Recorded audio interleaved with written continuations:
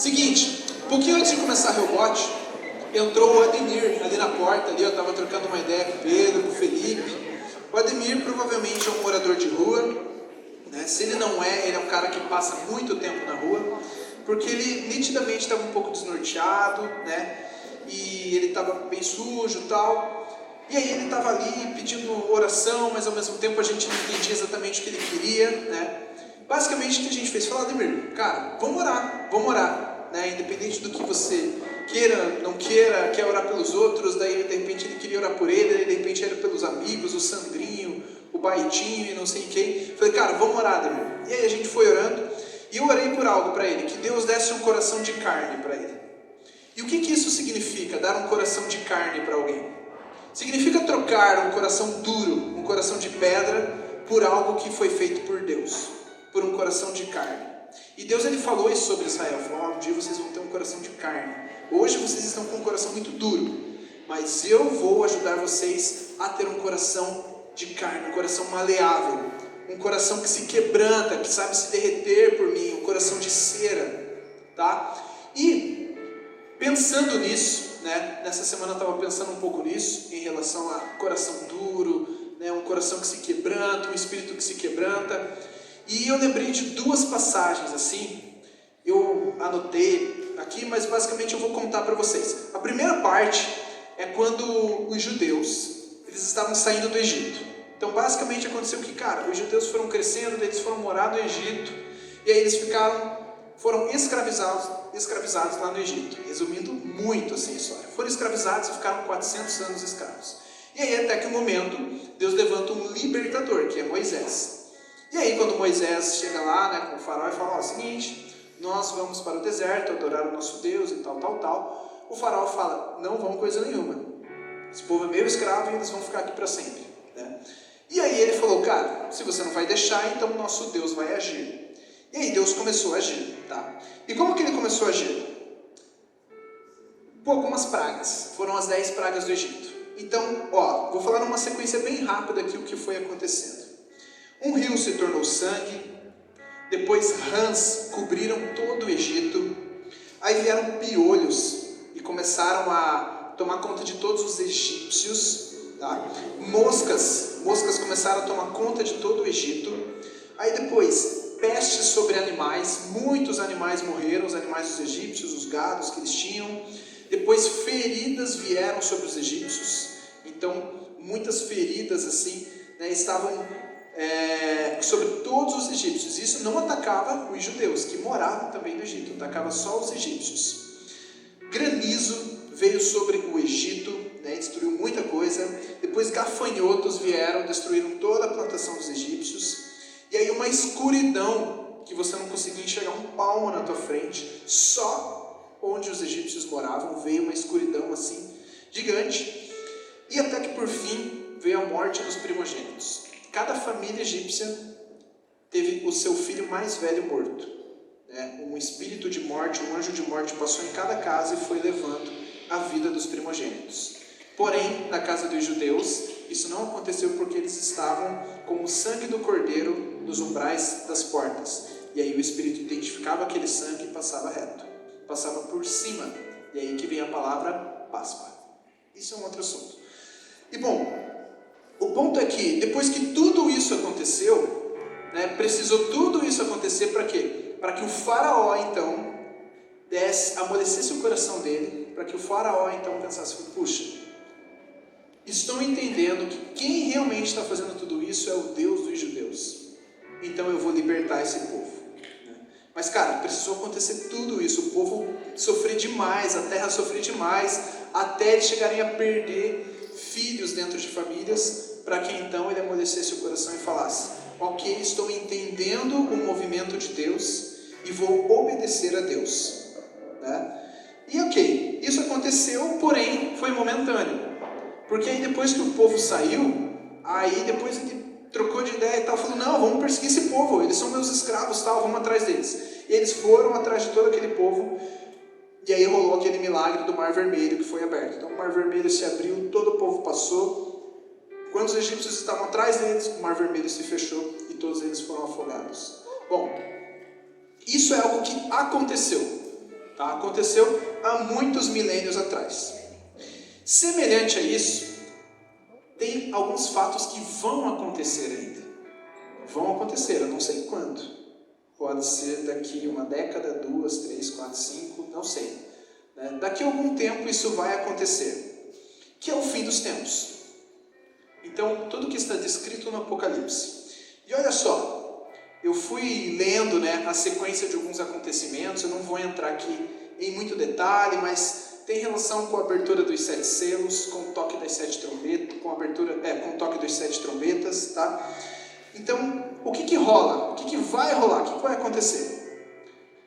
Basicamente assim, pensa que um ditador mundial vai se levantar, vai tomar conta de tudo, vai trazer uma guerra para o mundo, e aí na sequência vai vir muita fome, ou seja, uma crise muito grande, vai vir muita morte, seja pela guerra, seja por doenças, seja pela própria fome, muita morte. E aí todos aqueles que eram cristãos, que morreram perseguidos por serem cristãos, vão começar a orar e clamar por justiça. Senhor, faz justiça pelo nosso sangue derramado, faz justiça. E aí da sequência, o que vai acontecer? Uma catástrofe cósmica vai acontecer. O que eu quero dizer com isso? O cosmos vai ser abalado. Então astros serão abalados, a lua, o sol, as estrelas. Então isso será abalado. Acontecendo isso, faz uma pausa ali e rola que os povos que não se converteram a Deus, ao invés de eles entenderem que tudo aquilo era um movimento de Deus, tudo aquilo que os cristãos loucos estarão pregando está de fato acontecendo, não, eles mantêm o coração duro e eles buscam se esconder em cavernas, se esconder nos seus bunkers, se esconder embaixo das montanhas. É o que diz a Bíblia. Eles vão falar assim, montanhas, nos cubram e nos protejam da ira do Todo-Poderoso que está sentado nos céus. Então eles entendem que isso vem de Deus, mas ainda assim não se convertem. Ao invés de buscarem o socorro divino, preferem se esconder debaixo de montanhas, dentro de bunkers, se escondendo do próprio Deus, mantendo um coração duro. E aí na sequência, não para. Depois vem chuva de pedra e fogo, uma grande montanha de fogo cai na terra, talvez um meteoro. Pois uma estrela chamada Absinto cai nos mares, cai em fonte de águas e torna as águas amargas. Vem muita escuridão também, semelhante ao que aconteceu lá atrás, no Êxodo acontece também uma escuridão. Fala que 1/3 do sol será abalado, 1/3 das estrelas, 1/3 da lua, e isso vai gerar escuridão por 1/3 do tempo. Gafanhotos demoníacos vão ser liberados e vão atacar toda a população, causando muita dor. Depois fogo, fumaça e enxofre vão matar 1/3 da humanidade. Então a gente está falando de bilhões de pessoas. Tudo isso tem de acontecer, tudo isso vai acontecer. E como que eu sei que tudo isso vai acontecer? Porque está escrito na Bíblia. Então se a Bíblia tivesse escrito lá que se eu pular de um lugar de 1 metro de altura, batendo meus braços muito rápido, eu voaria, eu ia tentar fazer isso todos os dias, porque é o que está escrito na Bíblia. Então, de fato, tudo isso aqui tem de acontecer. Mas olha só, depois que tudo isso acontece, lá em Apocalipse 9:20, se vocês puderem colocar aqui pra gente, Apocalipse capítulo 9:20, eu vou ler o 21 também. Depois que tudo isso aconteceu, o que diz? O restante da humanidade, que não morreu por essas pragas, nem assim se arrependeu das obras de suas mãos, eles não pararam de adorar os demônios e os ídolos de ouro, prata, bronze, pedra e madeira, ídolos que não podem ver, nem ouvir, nem andar. Também não se arrependeram dos seus assassinatos, das suas feitiçarias, da sua imoralidade sexual e dos seus roubos. Diante de tudo aquilo que aconteceu, ainda assim, todos aqueles que sobreviveram, olhando tudo o que aconteceu, experimentando, sofrendo junto, vendo pessoas sofrerem, ainda assim não se converteram. Ainda assim não mudaram de vida, mantiveram um coração duro, um coração que não amolece, um coração que não se quebranta diante da manifestação do próprio Deus. Tá? Então a grande semelhança entre o que aconteceu há milhares de anos atrás, quando o povo judeu estava sendo liberto, e o que tem de acontecer daqui a alguns anos, e eu não sei quanto, a grande semelhança é que a humanidade que viveu aquele momento, ambos não amoleceram o coração, mantiveram um coração duro. Não perceberam, ou melhor, perceberam os movimentos de Deus. Perceberam, isso ficou claro, tanto lá no passado, quanto vai ficar claro no futuro. Que é Deus fazendo algo, que é Deus fazendo justiça, né? Que é Deus julgando. Mas, mesmo percebendo isso, eles não mudaram suas atitudes. E não mudarão. Então, eles mantiveram um coração duro. Mantiveram um coração igual o faraó manteve. Igual muitos faraós mantiveram um coração assim. Por quê? Porque esse negócio de coração duro, ele tem a ver com a religião, né, que o Egito Antigo vivia. Tá? Era uma religião basicamente assim, ó. Eles tinham vários deuses egípcios, né? E o que eles acreditavam? Eles acreditavam também num estilo de salvação baseada na vida deles. Então, se eles tiveram uma vida boa, se eles fizeram boas obras, né, eles seriam salvos, senão, eles não seriam salvos. Acho que eles seriam devorados por um jacaré gigante, é um negócio assim, a religião lá deles. E cara, o que acontecia? Eles pensavam assim, ó, quando eu morrer, um dos deuses lá, né, vai vir até mim, vai pegar o meu coração e vai colocar numa balança.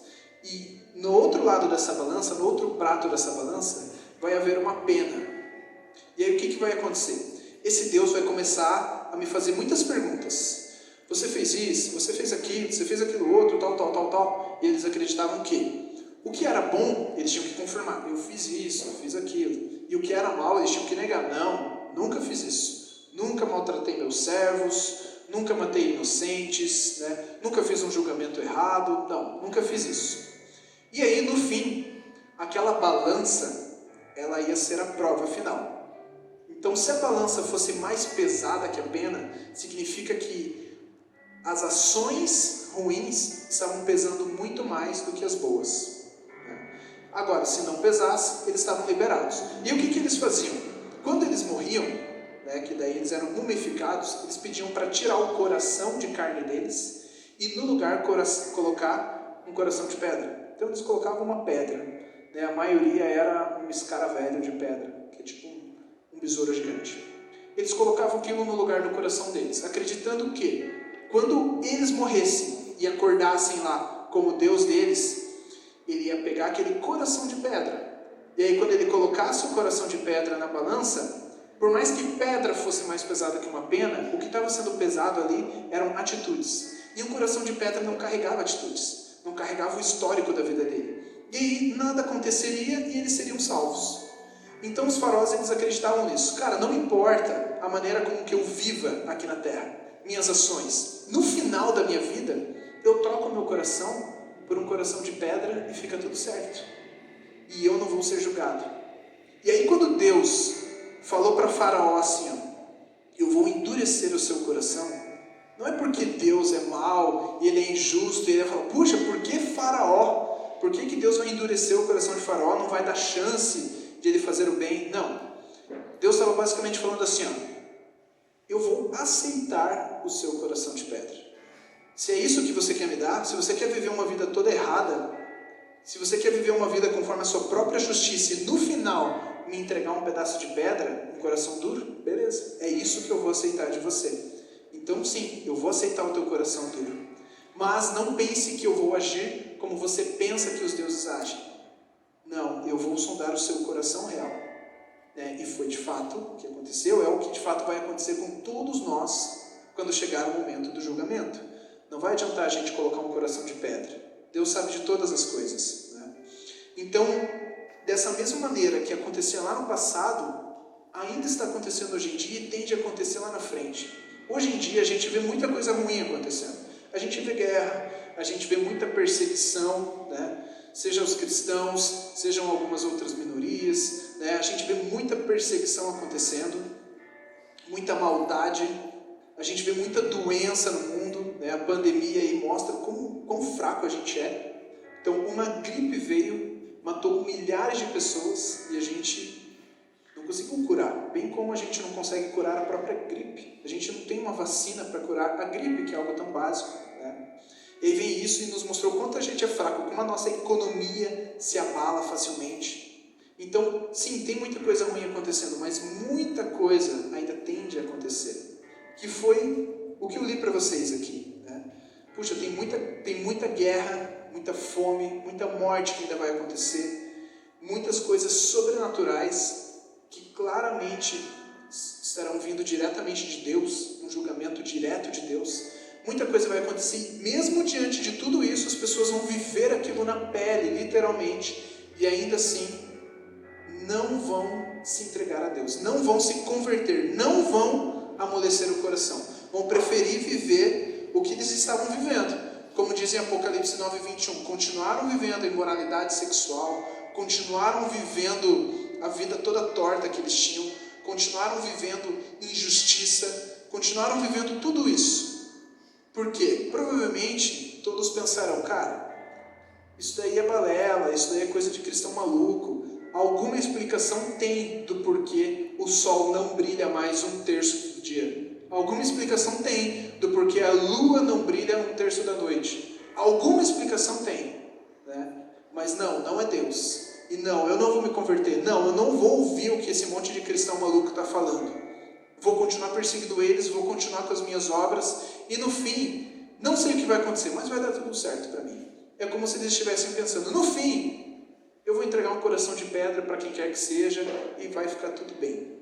Mas a gente sabe que não é assim, que não tende a ficar tudo bem. Porque Deus, ele vai pesar todas as coisas, principalmente a decisão que nós temos que fazer hoje, né, todos os dias, que é continuar fiel a Jesus. Continuar fiel aos passos de Jesus, né, aos passos que Ele nos deixou, continuar seguindo aqueles passos. É a principal coisa que Deus vai pesar. É falar, cara, essa pessoa, ela foi fiel até o fim, como o próprio Jesus pediu que fôssemos. Lá em Mateus 24, ele fala, aquele que for fiel até o fim, esse sim será salvo. Essa pessoa foi fiel até o fim? Ou em algum momento da vida dela, ela falou, cara, eu não quero mais amolecer meu coração, eu não quero mais ouvir a Deus e sim obedecer. Não, eu quero viver minhas próprias regras. E aí no final eu entrego um coração de pedra. Eu quero viver os meus próprios sims e nãos, não os de Deus. Porque amolecer o coração é isso, é ter um coração quebrantado. E eu vou ler alguns versículos para vocês, só para a gente ter uma noção melhor disso. Coloca lá os versículos de Salmos, Salmos 34:18, ó. O Senhor está perto dos que têm o coração quebrantado e salva os de espírito abatido. Salmo 147:3. Só Ele cura os de coração quebrantado e cuida das suas feridas. Salmo 51:17. Os sacrifícios que agradam a Deus são um espírito quebrantado, um coração quebrantado e contrito. O Deus não desprezarás. E Mateus 5:3. Bem-aventurados os pobres em espírito, pois deles é o reino dos céus. Cara, isso aqui são só alguns versículos. Tem muita coisa que fala a respeito de ter um coração quebrantado, de ter um coração íntimo de Deus, de ter um coração de ser, um coração que se derrete diante da presença de Deus. E por que fala tanto sobre isso? Porque é o que Deus quer, é o que Deus espera. Quando Ele nos encontra, Ele quer ver isso. Ele quer ver um coração que se quebranta, ou seja, se Deus quiser te fazer de uma forma diferente, fala, Deus, está aqui meu coração, em pedaços, monta do jeito que o Senhor achar melhor.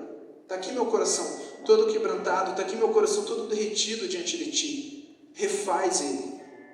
É um coração que é ensinável, é um coração que sabe dizer sim em todo momento, que sabe obedecer de forma radical, que sabe entender os nãos, que sabe entender que nem todas as amizades são as melhores amizades, nem todos os relacionamentos são os melhores, nem todo relacionamento é para aquele momento, que nem tudo que todo mundo faz você pode fazer. Enfim, é um coração ensinável, é um coração que entende que aquilo que Deus nos direciona a fazer é o melhor, e sempre vai ser o melhor, por mais que a gente não entenda, por mais que às vezes esteja demorando, ainda assim a vontade de Deus é sempre boa, é sempre perfeita e é sempre agradável.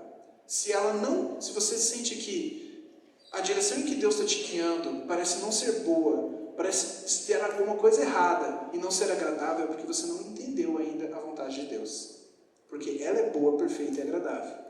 Então nós precisamos renovar a nossa mente e começar a pensar como Deus pensa, começar a ter a mente de Cristo em nós, para que a gente entenda que tudo aquilo é bom, perfeito e agradável, e a gente passe a desfrutar de tudo isso que Deus faz. Quando a gente fala sobre o fim dos tempos, parece ser algo muito horrível o que tem de acontecer, e de fato vai ser. O grande dia do Senhor, quando Ele de fato voltar e governar aqui nessa terra, vai ser o grande dia. Para aqueles que não aceitaram Jesus, vai ser um grande e terrível dia. Mas para aqueles que aceitaram Jesus, vai ser um grande e glorioso dia. Então a forma como que você vai viver, se você vai desfrutar ou não a vontade de Deus, depende do quão renovado você está. Depende do quanto você deixou Deus te moldar ao longo do tempo. Agora, pedra não se molda.